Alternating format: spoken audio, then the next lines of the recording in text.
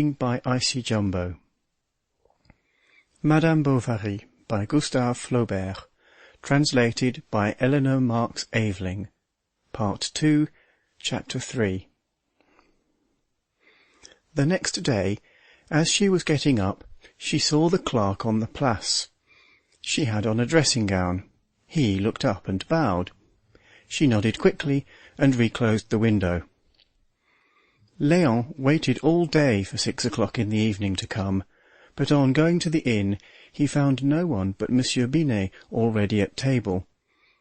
The dinner of the evening before had been a considerable event for him. He had never till then talked for 2 hours consecutively to a lady. How then had he been able to explain, and in such language, the number of things that he could not have said so well before? He was usually shy, and maintained that reserve which partakes at once of modesty and dissimulation. At Yonville he was considered well-bred. He listened to the arguments of the older people, and did not seem hot about politics, a remarkable thing for a young man. Then he had some sort of accomplishments.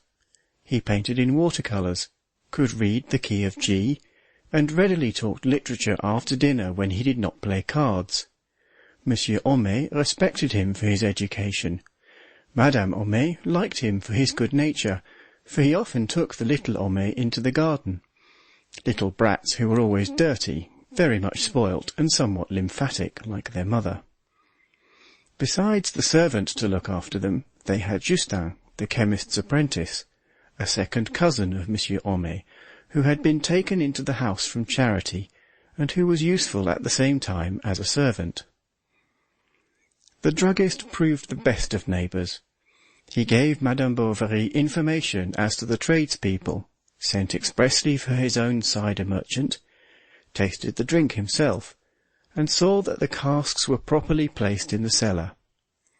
He explained how to set about getting in a supply of butter cheap, and made an arrangement with Lestiboudois, the sacristan, who, besides his sacerdotal and funeral functions, looked after the principal gardens at Yonville by the hour or the year, according to the taste of the customers.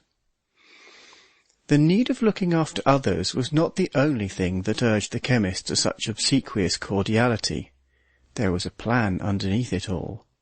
He had infringed the law of the 19th Ventose, year 11, Article 1, which forbade all persons not having a diploma to practice medicine, so that, after certain anonymous denunciations, Homais had been summoned to Rouen to see the procurer of the king in his own private room, the magistrate receiving him standing up, ermine on shoulder and cap on head. It was in the morning, before the court opened. In the corridors one heard the heavy boots of the gendarme walking past, and like a far-off noise, great locks that were shut. The druggist's ears tingled as if he were about to have an apoplectic stroke. He saw the depths of dungeons, his family in tears, his shop sold, all the jars dispersed, and he was obliged to enter a café and take a glass of rum and seltzer to recover his spirits. Little by little the memory of this reprimand grew fainter, and he continued, as heretofore, to give anodyne consultations in his back parlour. But the mayor resented it. His colleagues were jealous. Everything was to be feared. Gaining over Monsieur Bovary by his attentions was to earn his gratitude, and prevent his speaking out later on, should he notice anything. So, every morning Homais brought him the paper, and often in the afternoon left his shop for a few moments to have a chat with the doctor. Charles was dull. Patients did not come. He remained seated for hours without speaking, went into his consulting room to sleep, or watched his wife sewing. Then, for diversion, he employed himself at home as a workman. He even tried to do up the attic with some paint which had been left behind by the painters. But money matters worried him. He had spent so much for the repairs at Tostes, for Madame's toilette, and for the moving, that the whole dowry, over 3,000 crowns, had slipped away in 2 years. Then how many things had been spoilt or lost during their carriage from Tostes to Yonville, without counting the plaster curé, who, falling out of the couch on an over-severe jolt, had been dashed into 1,000 fragments on the pavements of Quincampoix. A pleasanter trouble came to distract him, namely, the pregnancy of his wife. As the time of her confinement approached, he cherished her the more. It was another bond of the flesh establishing itself, and, as it were, a continued sentiment of a more complex union. When from afar he saw her languid walk, and her figure without stays turning softly on her hips. When opposite one another, he looked at her at his ease, while she took tired poses in her armchair. Then his happiness knew no bounds. He got up, embraced her, passed his hands over her face, called her little mamma, wanted to make her dance, and half laughing, half crying, uttered all kinds of caressing pleasantries that came into his head. The idea of having begotten a child delighted him. Now he wanted nothing. He knew human life from end to end, and he sat down to it with serenity. Emma at first felt a great astonishment, then was anxious to be delivered, that she might know what it was to be a mother. But not being able to spend as much as she would have liked, to have a swing bassinet with rose silk curtains and embroidered caps, in a fit of bitterness she gave up looking after the trousseau, and ordered the whole of it from a village needlewoman, without choosing or discussing anything. Thus she did not amuse herself with those preparations that stimulate the tenderness of mothers, and so her affection was, from the very outset, perhaps, to some extent attenuated. As Charles, however, spoke of the boy at every meal, she soon began to think of him more consecutively. She hoped for a son. He would be strong and dark. She would call him Georges, and this idea of having a male child was like an expected revenge for all her impotence in the past. A man, at least, is free. He may travel over passions and over countries, overcome obstacles, taste of the most far-away pleasures. But a woman is always hampered. At once inert and flexible, she has against her the weakness of the flesh and legal dependence.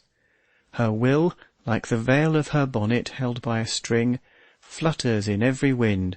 There is always some desire that draws her, some conventionality that restrains.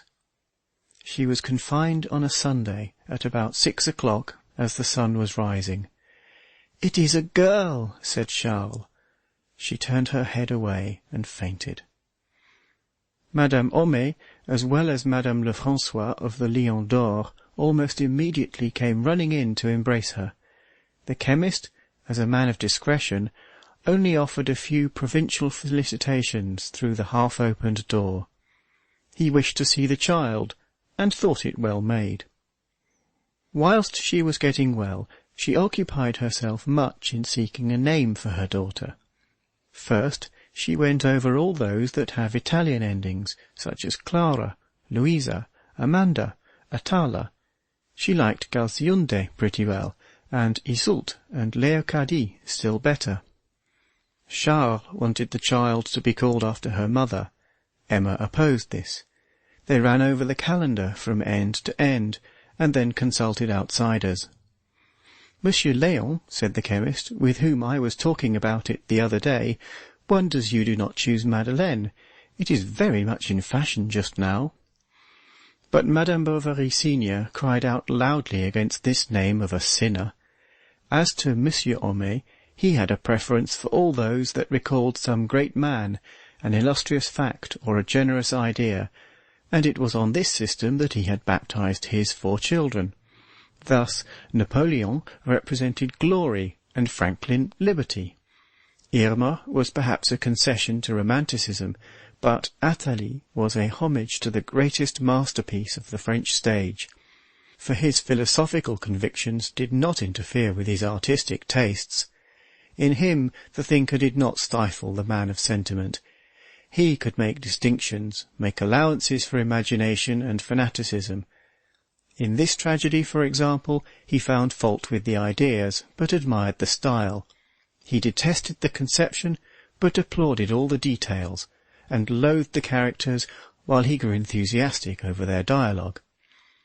When he read the fine passages, he was transported, but when he thought that mummers would get something out of them for their show, he was disconsolate, and in this confusion of sentiments in which he was involved, he would have liked at once to crown Racine with both his hands and discuss with him for a good quarter of an hour.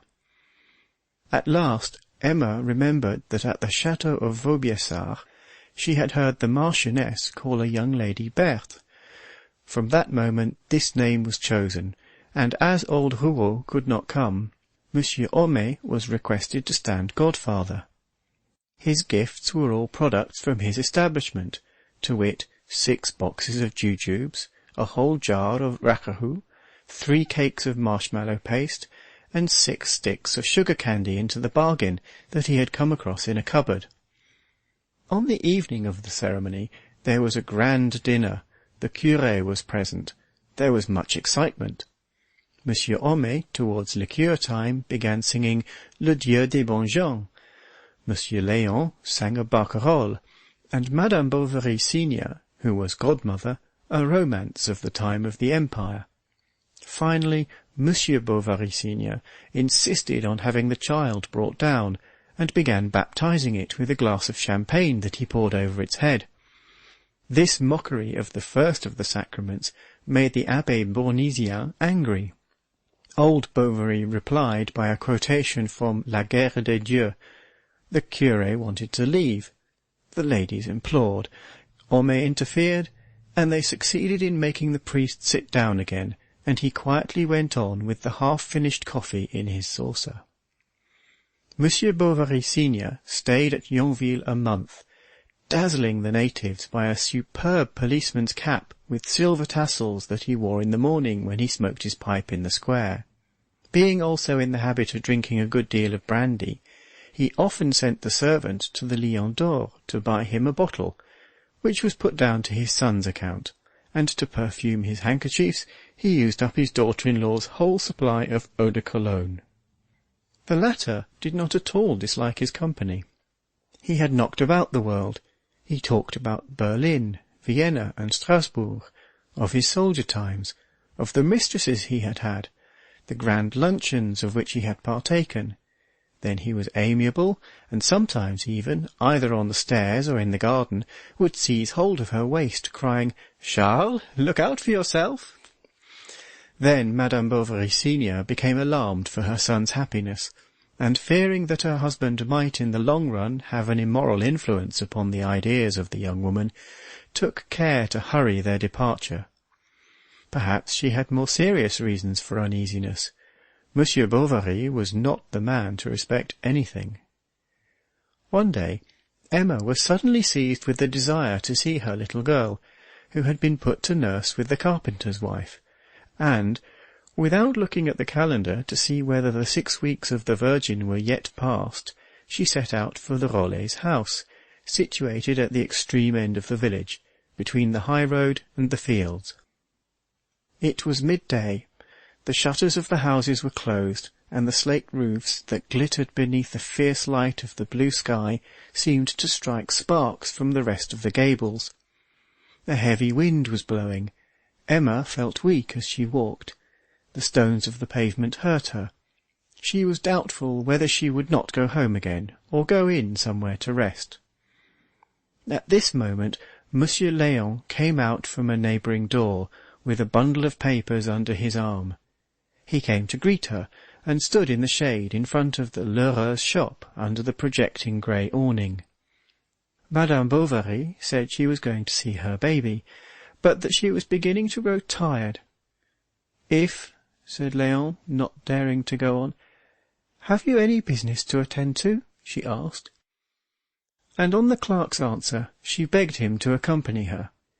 That same evening this was known in Yonville, and Madame Tuvache, the mayor's wife, declared in the presence of her servant that Madame Bovary was compromising herself.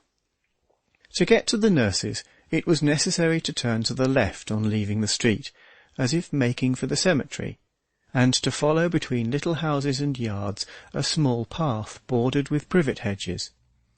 They were in bloom, and so were the speedwells, eglantines, thistles, and the sweetbriar that sprang up from the thickets.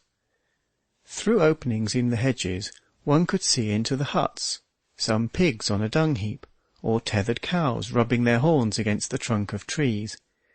The two, side by side, walked slowly, she leaning upon him, and he restraining his pace, which he regulated by hers. In front of them a swarm of midges fluttered, buzzing in the warm air. They recognized the house by an old walnut tree which shaded it. Low, and covered with brown tiles, there hung outside it, beneath the dormer window of the garret, a string of onions. Faggots upright against a thorn fence surrounded a bed of lettuce, a few square feet of lavender, and sweet peas strung on sticks.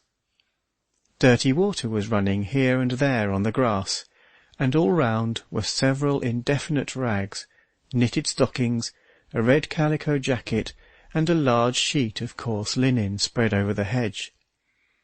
At the noise of the gate, the nurse appeared with a baby she was suckling on one arm. With her other hand she was pulling along a poor puny fellow, his face covered with scrofula, the son of a Rouen hosier, whom his parents, too taken up with their business, left in the country. "Go in," she said. "Your little one is there asleep." The room on the ground floor, the only one in the dwelling, had at its further end, against the wall, a large bed without curtains, while a kneading trough took up the side by the window, one pane of which was mended with a piece of blue paper. In the corner behind the door, shining hobnailed shoes stood in a row under the slab of the washstand, near a bottle of oil with a feather stuck in its mouth. A Mathieu Leinsberg lay on the dusty mantelpiece amid gunflints, candle ends, and bits of amadou. Finally, the last luxury in the apartment was a Fame blowing her trumpets, a picture cut out, no doubt, from some perfumer's prospectus, and nailed to the wall with 6 wooden shoe-pegs. Emma's child was asleep in a wicker cradle. She took it up in the wrapping that enveloped it, and began singing softly as she rocked herself to and fro. Léon walked up and down the room. It seemed strange to him to see this beautiful woman in her nankeen dress in the midst of all this poverty. Madame Bovary reddened. He turned away, thinking perhaps there had been an impertinent look in his eyes. Then she put back the little girl, who had just been sick over her collar. The nurse came at once to dry her, protesting that it wouldn't show. "She gives me other doses," she said. "I am always a-washing of her. If you would have the goodness to order Camus, the grocer, to let me have a little soap, it really would be more convenient for you, as I needn't trouble you then." very well," said Emma. "Good morning, Madame Rollet." And she went out, wiping her shoes at the door. The good woman accompanied her to the end of the garden, talking all the time of the trouble she had getting up of nights. "I'm that worn out sometimes as I drop asleep on my chair. I'm sure you might at least give me just a pound of ground coffee. That'd last me a month, and I'd take it of a morning with some milk." After having submitted to her thanks, Madame Bovary left. She had gone a little way down the path, when at the sound of wooden shoes she turned round. It was the nurse. "What is it?" Then the peasant woman, taking her aside behind an elm tree, began talking to her of her husband, who, with his trade and 6 francs a year that the captain— "Oh, be quick," said Emma. "Well," the nurse went on, heaving sighs between each word, "I'm afraid he'll be put out seeing me have coffee alone. You know men." "But you are to have some," Emma repeated. "I will give you some. You bother me."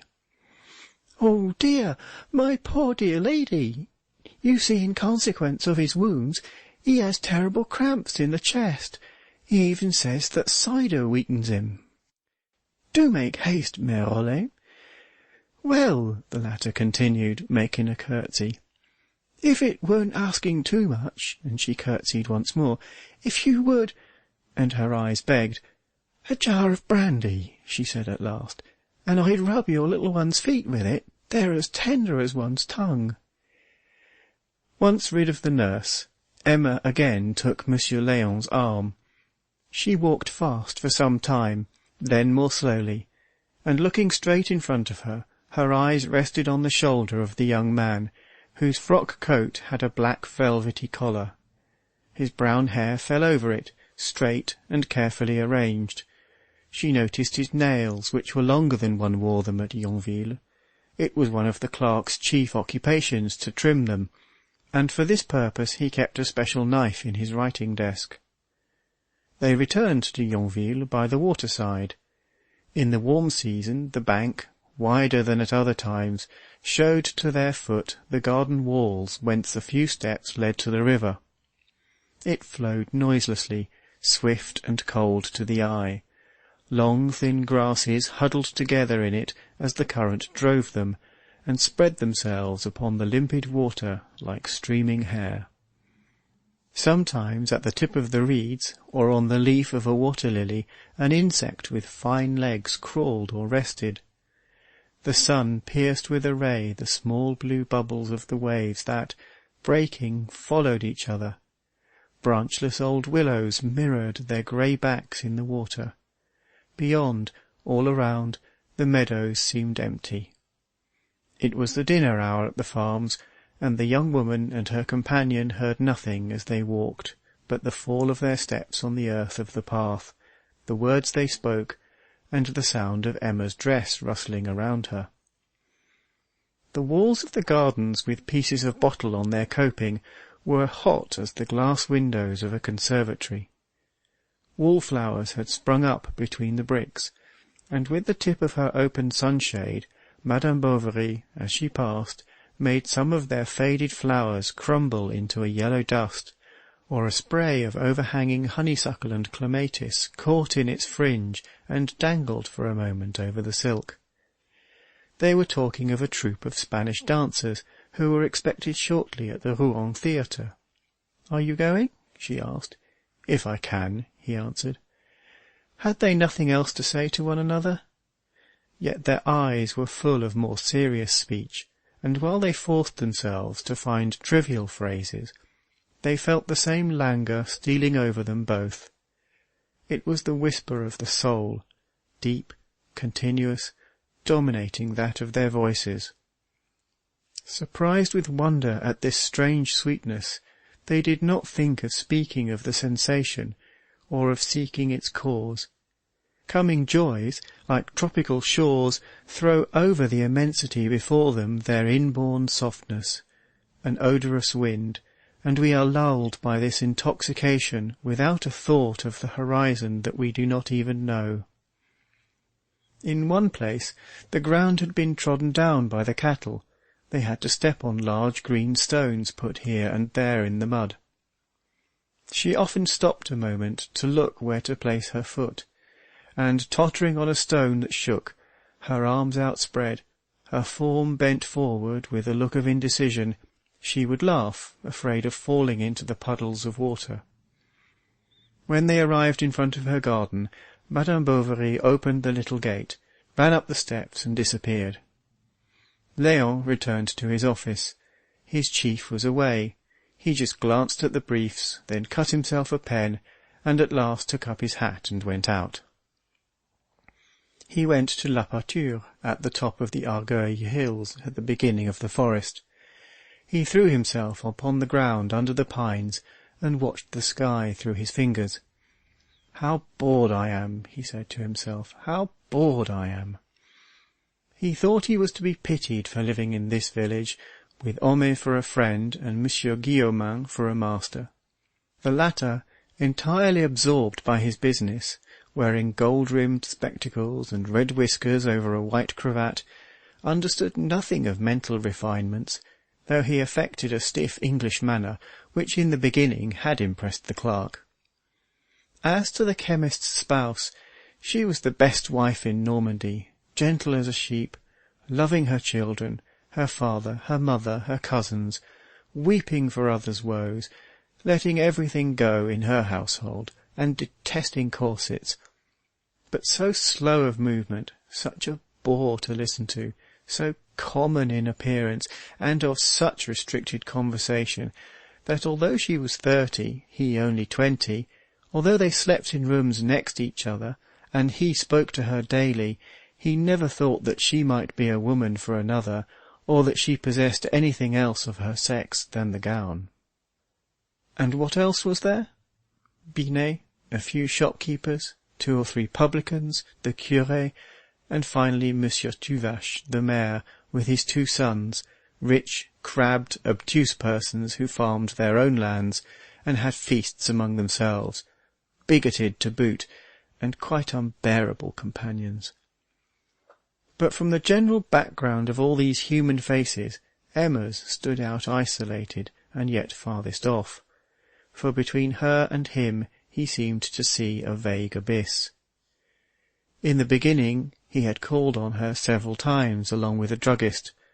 Charles had not appeared particularly anxious to see him again, and Léon did not know what to do between his fear of being indiscreet and the desire for an intimacy that seemed almost impossible. End of Part 2, Chapter 3.